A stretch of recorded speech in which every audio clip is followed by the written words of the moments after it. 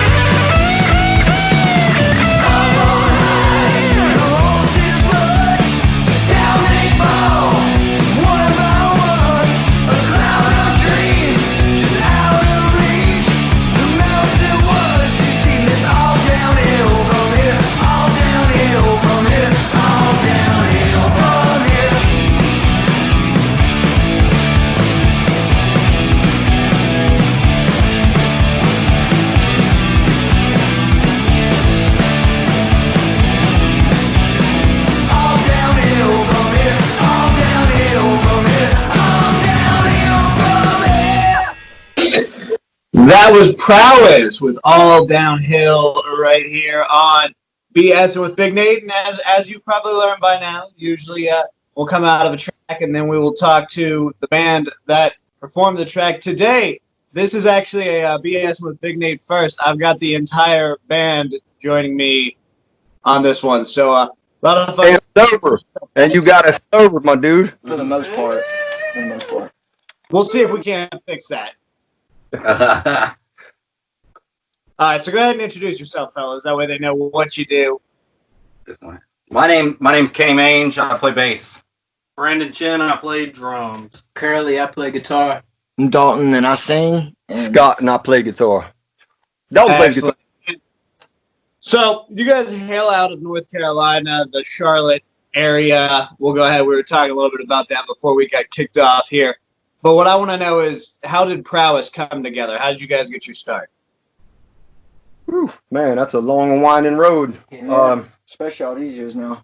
Just the commonality of our tastes. There's not a whole lot of cats around here play classic rock anymore, and just stumbling upon each other, I guess, is the best way to put it. It's been a several years long process to get here. And let's talk about here. Earlier this week, you guys dropped a video for 2020. Has honestly been a great year for Prowess from a musical standpoint, because you dropped your video earlier this week for All Downhill at the beginning of the year. Blacktop Therapy came out, and you also ended up getting involved with Amux Publishing.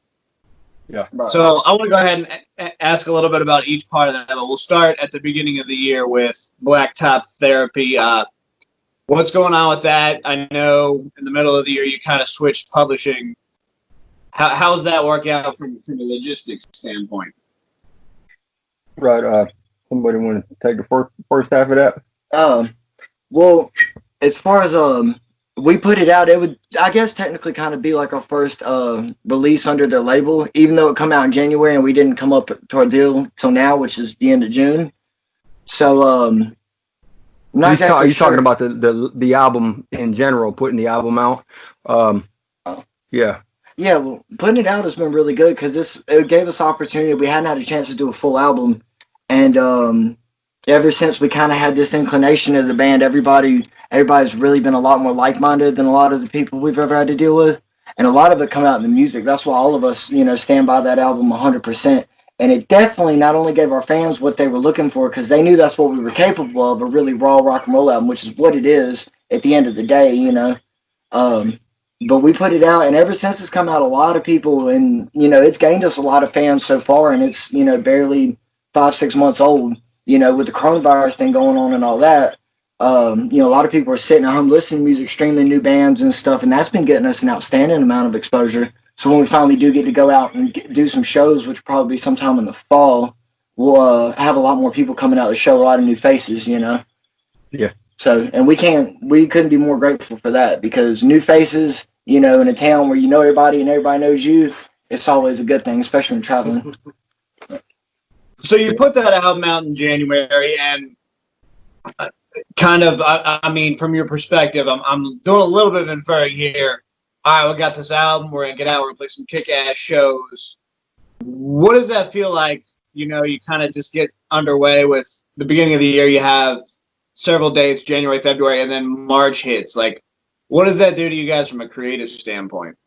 We dried the water and hole up, simply enough. I mean, we've all been basically on vacation ever since, and we're planning on making our actual return in the fall. We wanted to wait and, let everything run its course and whatnot, and not try to get back out too early, because you don't want to go off half-cocked. So we decided we would just wait till the fall time, and we've been rehearsing, and still hanging out, doing our thing as we usually would, but we definitely already started writing some new stuff for the follow-up as of last week, as a matter of fact. We've been using this quarantine as a time for us to get together and hone in on things we're doing. A lot of songs we've written and not really quite had time to focus on and everything like that. So we're hammering those out so we can get down with Tuck and pre-produce these things. And it's been more of we've been using it straight as work more than a vacation, honestly. Right. Well, yeah. It's a little bit of both, though.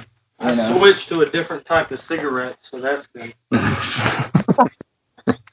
I like that mentality that, you guys just put that album out. I mean, with it's 6 months old by this point, and you're already working, thinking ahead, looking forward. You said you're planning to come back in the fall. Do we have any concrete dates or anything lined up yet? Yeah. We've got the first date that we've got on the calendar.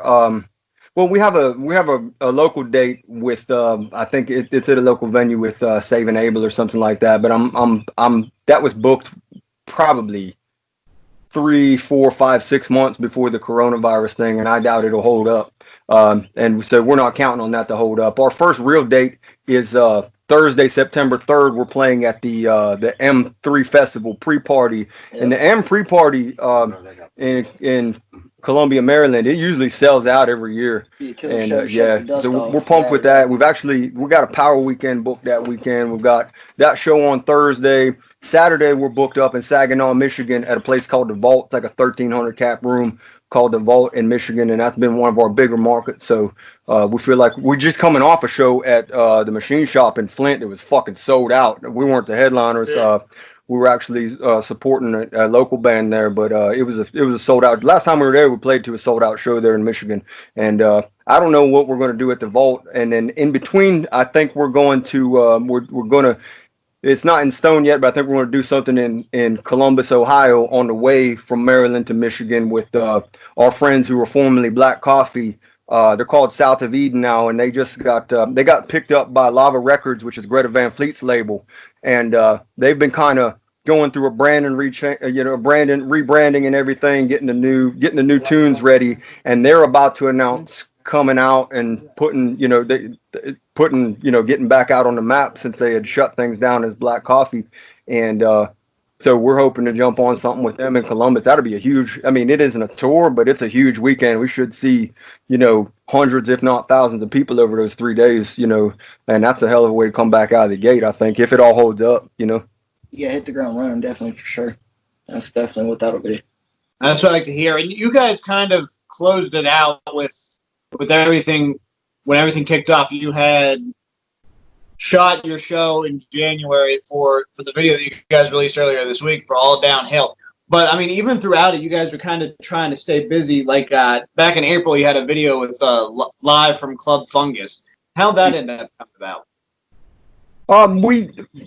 We got an inquiry from New Wave of Classic Rock about they were putting together a web fest, and we've had kind of a pretty good relationship with them. They actually debuted the video earlier this week, the All Downhill video that actually debuted on the New Wave of Classic Rock Facebook page, and they've got a closed group that's got like 20,000 members and a lot of fans that like up and coming bands that have that classic rock sound are a part of that group. It's been pretty big for us, but they said that they were doing a web fest and we wanted to get involved in it, and so we needed a place to film it that we could, we had the lockdown shit going on, the COVID shit. We couldn't have a big crew and we couldn't be someplace that had an audience, so we got hooked up with the guys at Club Fungus, and Scott SQ from Black T-Shirt Productions offered us his room, and we came up there with Will Moss from Hive Minds Media and shot a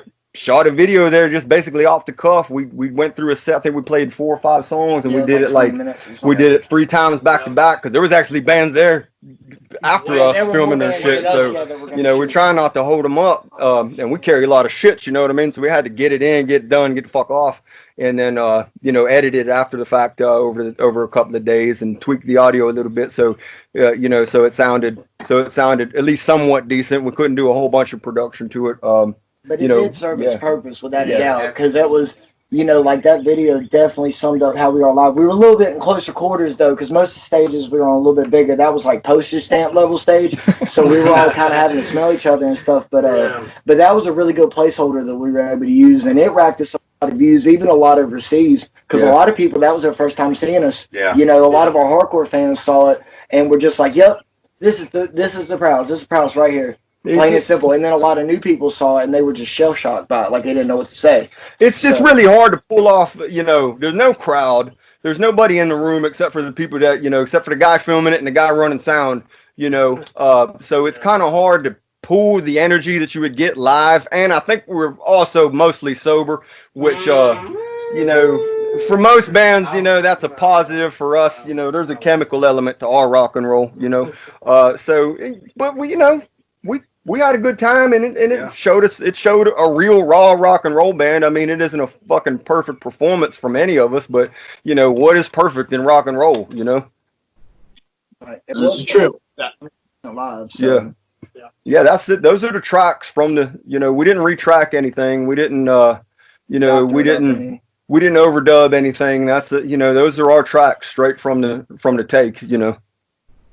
Yeah, and I think that was my introduction to Prowess, actually, and I definitely think there was something that was extremely captivating about it, and I'm loving, with everything going, going on, everything kind of being closed, people still hedging their bets on going out, I've really enjoyed seeing bands kind of take that digital avenue, and I think you guys did a fantastic job and have been keeping it up with social media as well. I do have to ask on a little unrelated note. You say there's a chemical element, so I need to know what everyone's drink of choice is. Well, that's Curly's drink of choice. Cheap rum, that's Manger's drink of choice. I think he drinks Coors Light, yeah. And I'll tell you, rum, really, that's my only, when I really drink, I drink rum. And I One of the drink few things we get along on. I drink vodka almost exclusively now. I don't even really drink beer anymore. Cranberry. Just Christmas is coming up. If you want to know what Yeah. to get me. Can't go wrong with a little Jack. All right, where can they find Prowess on the web? Everywhere. Everywhere. Wherever you look for music, man, YouTube. we're there. All the Prowess.rocks. You just set our alarm off. Yeah, he did. Our alarm's set off. You can find us at Prowess.rocks on Facebook. Just wait till that ends. Hey, what's up, y'all? Lord bless it, child. sorry, man. Somebody tried to steal the van Again. again. Again. We just got rid of an old RV that our claim to fame when we were early, when we were early in Prowess's game is that it got stolen with a couple of motherfuckers in it, and we ended up tracking the dude down, and we went live on Facebook when we pulled him out and helped him to the ground. And so that was like our most popular video for a while. And so everybody makes a joke, don't get your new vehicle stolen. And I just left the keys on the ignition. It was beeping and shit. So But, I love we're it. Spotify, Apple Music, Google Play, YouTube, and you can also find some of the tunes through Facebook and Instagram and stuff like that. All right, and as far as Blacktop Therapy, where there are a lot of us who prefer physical copies. Where can we pick those up at? Mainly at the shows, because we always have them stacked up at the shows. So when we finally do start playing live, you can pick it up there, or we have an online web store. You can get it from there too. Prowess.rocks. Yep. But we only currently have the CDs. I don't think we're gonna do a vinyl or anything like that. We talked about it, but it probably won't happen. yeah, it's just cost prohibitive right now. I mean, we've already got time booked to go down and work on the follow up. We've probably got another 6-month cycle of Blacktop Therapy before we got to start working in new stuff. And if the demand's there, we have moved a fuckload of albums for a DIY band. I mean, I'm not exaggerating there. For our first actual album, Yeah, too. that's our first real album, and we have sold plenty of fucking records, and that more than we probably expected. We ain't fucking rich or anything, but people are definitely coming to check it out. But we're getting ready to move on, start getting ready to work on the next one. We don't want to get bored, I like it. I am joined today by Prowess. Give them some love on Facebook, Twitter. Check them out on Spotify, and listen to Blacktop Therapy. Also, all the touch tunes, BMI, AMI radio. You can find us on any bar that has one of these internet jukeboxes. Also, That's a good point. I did not know that. That's some Yeah. killer stuff. Give it a listen. A bar and prove people wrong with that. Like, Yeah. I hear it all the time. on my yeah, bar. all the time. But if we're at your bar, don't play our fucking songs. I mean, that's cool and all, but there's nothing like we're trying to have a conversation and be cool, and somebody just starts blasting one of our songs through the fucking jukebox, and it's like, there's no cool way to handle that. There's no fucking cool way for that to start happening and you feel normal. It doesn't fucking feel normal. It feels weird as fuck, honestly. No, I get it. Like if I walk into a store and I hear myself on the radio in the store, I imagine, yeah. I gotta get the fuck out of here. Thank you for joining me, gentlemen. You guys have a lovely day. Everyone, give Prowess some love. Right on. Woo! Thank you. Dude.